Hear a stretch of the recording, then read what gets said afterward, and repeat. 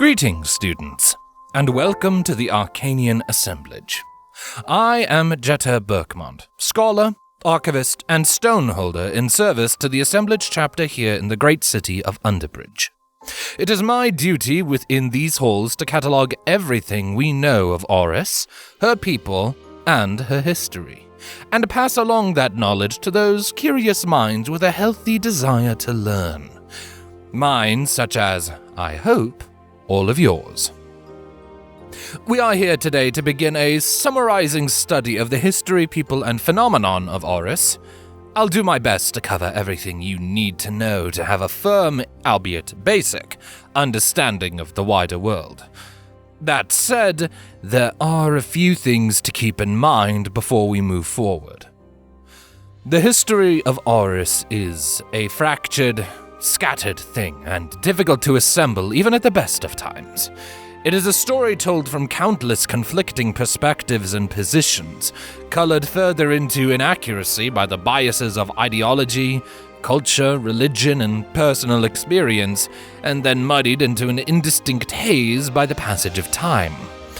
While there are plenty of things we know, the keen-minded among you may notice gaps, inconsistencies, or conflicting information in the lessons to come. I will do my best to address such issues as they arise, but I will be largely entrusting it to you and your intelligence to bridge the gaps yourselves. Just remember that no one can know everything, and those who claim otherwise are, more often than not, the wrongest of all of us. And there exists no greater example of this than our first lesson in this study. Get comfortable, everyone, and allow me to tell you the tale of the ancient Aurian Empire.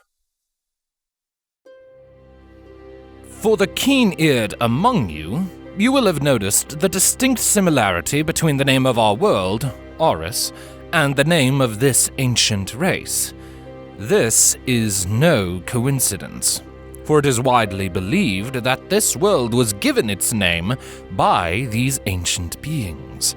And some might say that they were well within their rights to do so, for the Aurian Empire spanned the entirety of our world, surface and depths, for, insofar as we can tell, thousands of years. You may be figuring that with so much history to their name, the Auriuns would have left countless records and artifacts behind for us to use to decode and understand their history, culture, and language. And under any other circumstance, perhaps you would be correct. But, contrary to that logical expectation, there are no surviving records, at least not enough with which to piece together a clear picture. The immense cities that we suspect they built on the surface of the world are all but entirely washed away. Little remains, save for mounds of largely meaningless rubble that provide us no historical information, save for a tantalizing tease of their architecture for those who are so inclined. How or why so much of their culture was so thoroughly erased is not well known, and it puzzles historians to this day. The only meaningful ruins to survive are in the crumbling remnants of their vast undercities, found deep in the world below.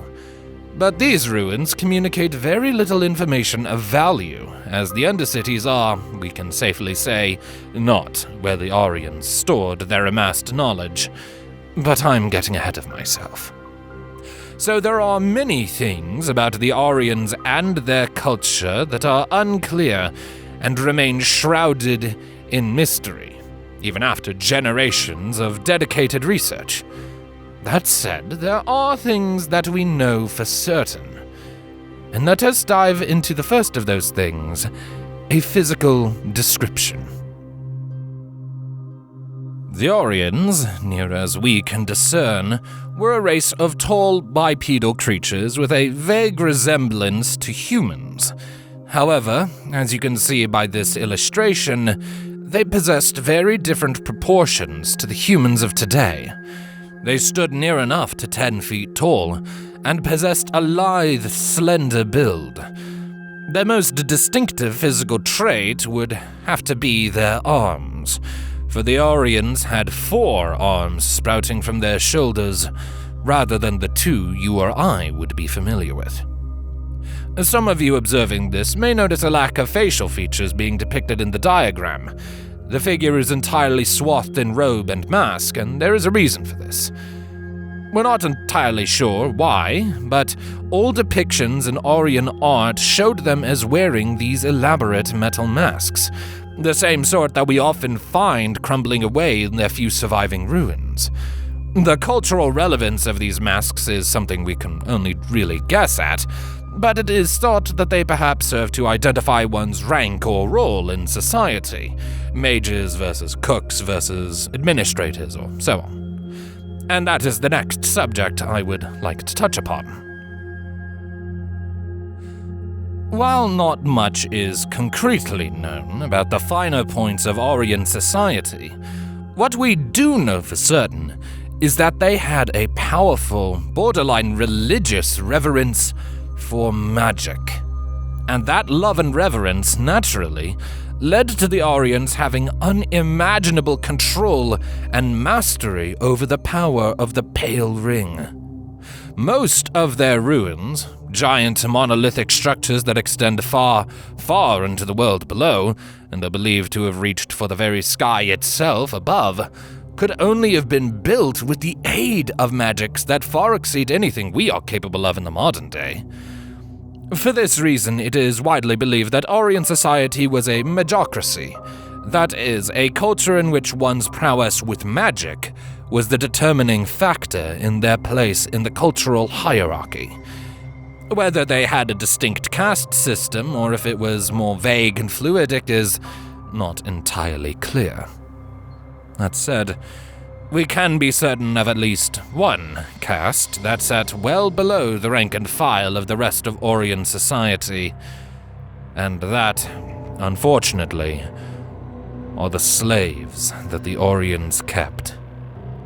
It may be appalling to us in this region of the world in this day and age, but for them it makes a strange form of morbid sense, especially from the perspective of the Aurians themselves, as much as we can infer from what little we know about that.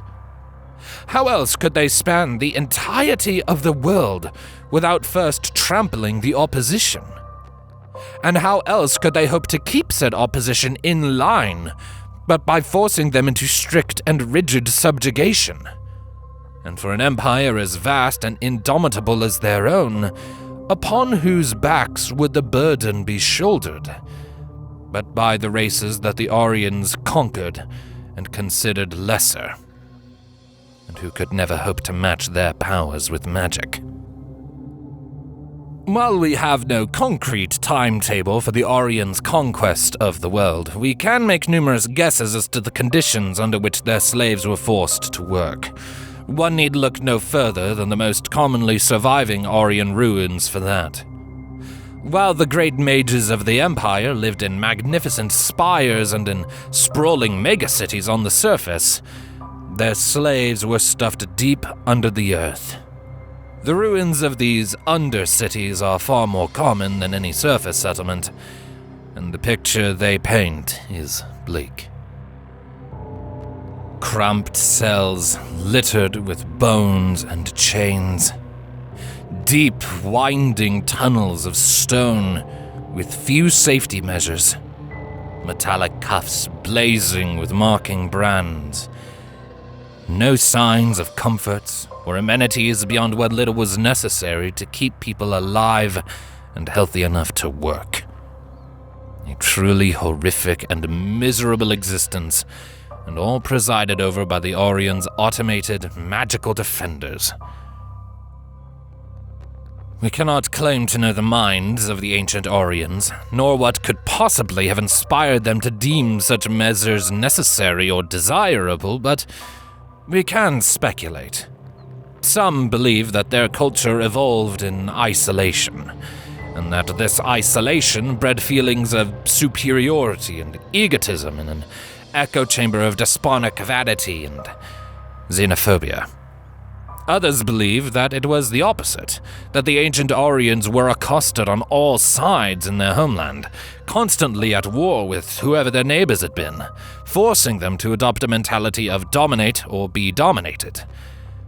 If that is the truth, then in such a light one could almost understand their actions, but no excuse could ever be made for the living and working conditions of those they abused and enslaved.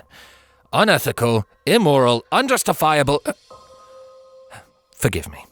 I allowed my emotions to cloud my thoughts for a moment. It won't happen again.